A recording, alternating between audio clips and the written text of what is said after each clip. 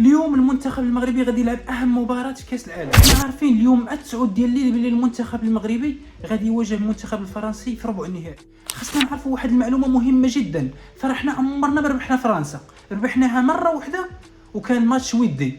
دوك هذا اللقاء ديالنا مع فرنسا راه فريمون كيشكل واحد المنعطف اللي تاريخي.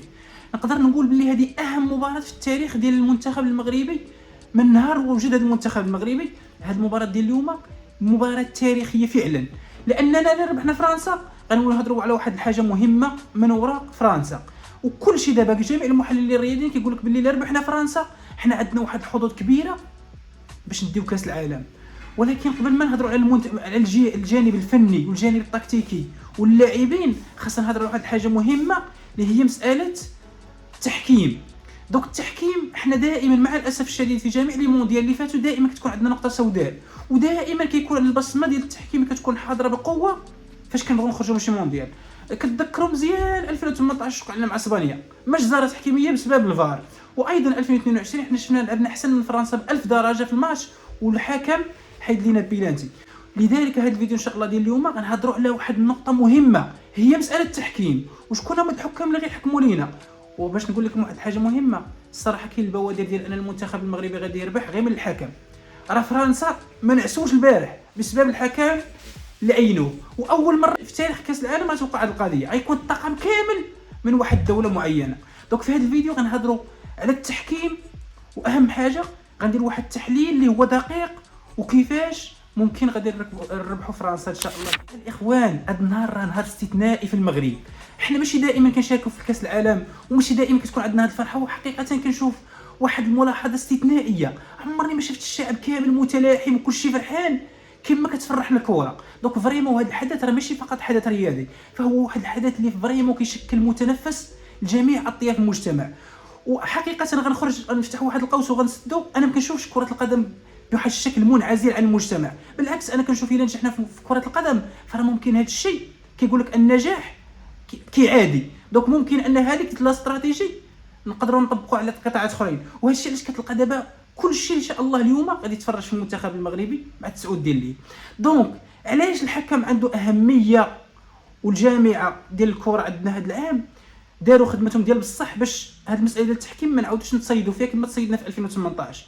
دونك شكون هو الحكم اللي عينوه؟ هو حكم ارجنتيني، وحنا عارفين الحساسيات اللي كاينه ما بين الارجنتين وفرنسا، لانه الدولي من اللقب في 2018. وايضا نايضه هضره كثيره على المنتخب الارجنتيني. حنا شفنا اصلا شنو وقع ما بين الارجنتين ومصر، وكيفاش صراحه كان واحد الظلم تحكيمي للمنتخب المصري، لان مصر لعبت تقريبا 80 دقيقه. وهضرنا في الفيديو اللي فات على علاش كاين واحد الهشاشه نفسيا عندنا حنا كمنتخبات افريقيه. بنسير ما كنهضرش على المغرب، ولكن كنهضر بصفه عامه على الافارقه.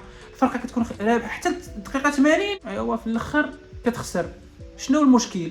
دوك المشكل نفسي. اذا نرجعوا للموضوع ديالنا الاخوان، كما قلت لكم طاقم كامل لاول مره في كاس العالم غادي يكون طاقم ارجنتيني 100%، حكم ديال الميلي والحكم ديال الشرط وايضا الحكم ديال الفار، كل شيء الطاقم كامل ارجنتيني. دونك ان شاء الله هذه اول حاجه، هذه بادره من البوادر ديال المنتخب المغربي ان شاء الله باذن الله غادي يربح. وفرنسا راه ما حملوش هذا البلان صراحه، هو ممكن يكون كوتي ايجابي او سلبي، لانه هذيك غيكون مشكل عليه واحد الضغط، لان دابا فرنسا كتضغط كتقول لك ودي هذا الحكم الارجنتيني، دونك راه غادي يجي على الارجنتين. اخر نقطه غادي نهضروا عليها وهي مهمه، هي شنو خصنا ندير حنا باش نربحوا فرنسا. بيان سير انا ماشي غادي نقول شنو غنديروا زعما داك الشيء غير فقط تحليل متواضع شنو ممكن شنو 5 نقط اللي ركزنا عليهم ان شاء الله غادي ناكلوا فرنسا.